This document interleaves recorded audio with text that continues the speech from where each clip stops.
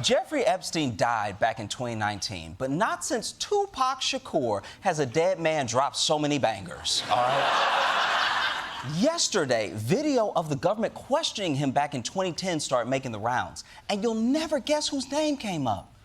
Go ahead, guess. Have you ever socialized with Donald Trump in the presence of females under the age of 18? Though I'd like to answer that question, at least today, I'm going to have to assert my 5th, 6th, and 14th Amendment rights, sir. I'm gonna put that down.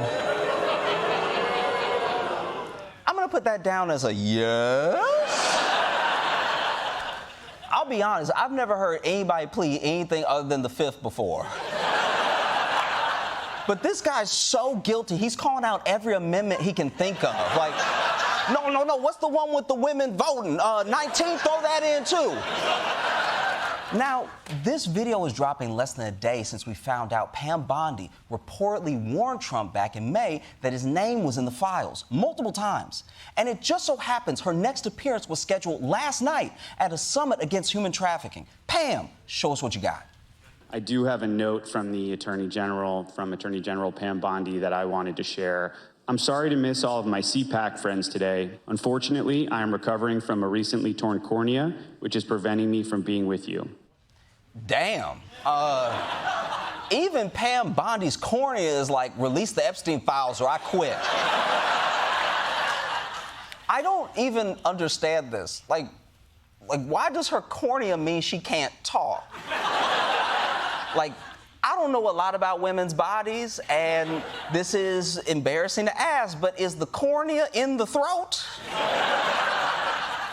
Like, the only member of the Trump administration that I would believe has an eye injury is FBI Director Kash Patel.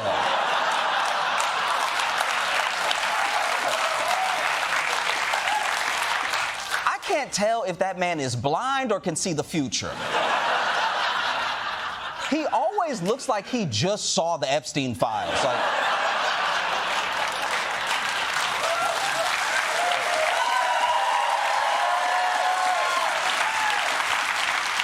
but yeah, a lot of people were suspicious about this excuse because now everything is being viewed within the context of the Epstein story. So Bondi skipping a panel on sex trafficking was bad timing. And speaking of bad timing, Roy Black, a prominent criminal defense attorney who defended Epstein, passed away on Monday at the age of 80. Yes, Epstein's lawyer died. But don't we all? That man was 80. That's a very normal age to be pushed into an oncoming train, all right?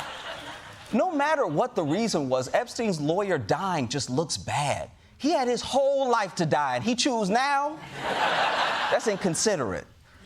Because of all this, Trump has lost total control of the situation. Even his allies in Congress are turning on him. In an effort to gain clarity, 3 Republicans joined Democrats on the House Oversight Committee to subpoena the Justice Department to give Congress all of the Epstein files. This fight's coming no matter, this is here. I'm ready to take this vote. I think we should take this vote and move forward, move this country forward, and people deserve transparency. Nancy Mace, damn. Trump is even losing the white women. Which is great because it means we're getting the white women and we're getting those files, all right? This feels like when you're at the airport and Southwest has delayed you for 23 hours. You're standing in line at customer service and there's a white woman in line in front of you, bubbling harder than Prosecco. She's even doing the like,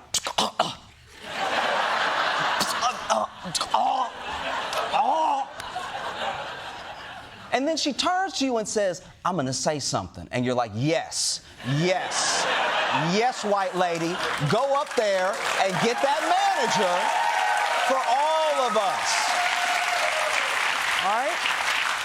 And it's not just Nancy Mace. This is an issue across the entire Karen American community. All right?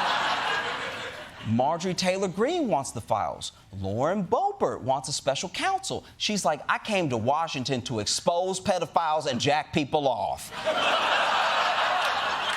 and I'm fresh out of people to jack off.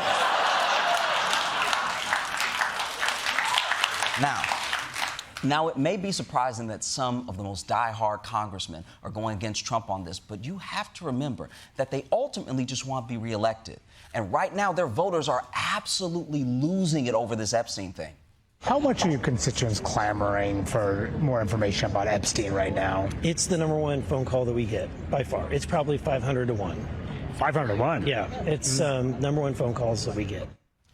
I'm sorry, 500 to 1? I want to know about the Epstein files, but that is wild. That means people are calling in 500 times about Jeffrey Epstein for every one caller who's just like, hey, my tap water poison.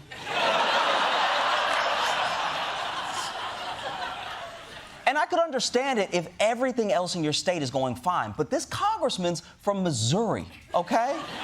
They have real problems, but they're using all their Boost Mobile minutes on this thing. I'll talk to my kids next month. This Epstein thing is too important. And worst of all for Trump, it's not just his allies in Congress or conservative Americans. He's pissed off his most important base of support. Crazy-ass lunatics. Jacob Chanley, the QAnon Shaman who became famous for his horned outfit during the January 6th Capitol riot, is lashing out at the man who gave him a pardon. Chanley called the president a fraud.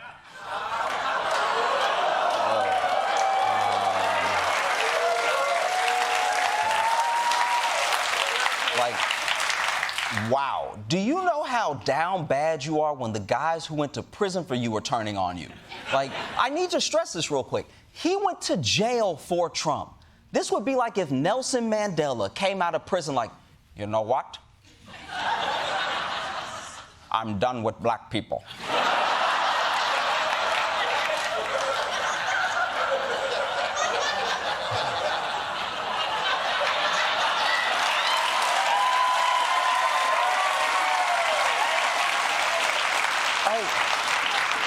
These guys believe in everything but you. Take a look. He also suggested that the president had defiled a corpse. Billionaire Elon Musk wasn't spared either, with Chanley describing the world's richest man as a baby eater.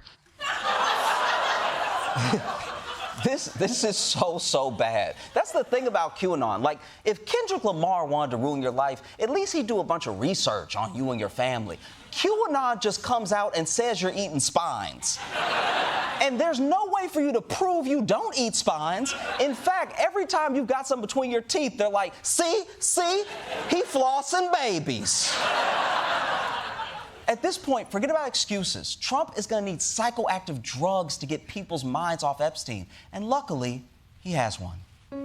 Are you depressed over the missing Epstein files? Is the increasing suspicion that the president is part of a vast sex trafficking conspiracy keeping you awake at night? Then you need Ozempic. It's the revolutionary new drug from the Trump administration that suppresses the body's natural urge to want to know more about Jeffrey Epstein. Before Ozempic, I would constantly ask myself, why are Trump and Jeffrey Epstein in so many pictures together? But now, I'm good. Ozempic's powerful mix of untested stimulants reduce your body's skepticism of whatever Trump officials say. So you'll go from this... I think the DOJ should immediately move to unseal all the Epstein documents. ...to this. Honestly, I'm done talking about Epstein for the time being. If you find yourself craving transparency, reach for the Ozempic. And in minutes, you'll lose your suspicions so you can get back to living your life. Side effects include brain damage and that thing that's happening to Trump's ankles. Thanks to Ozempic, I don't care that Trump signed Epstein's birthday card with the drawing of a woman's pubic hair. But why would he if he wasn't... Oh my God, I need another dose. Where is it? Where is it? Hurry, I'm starting to wonder about that missing minute of prison footage. It's too suspicious! Ozempic.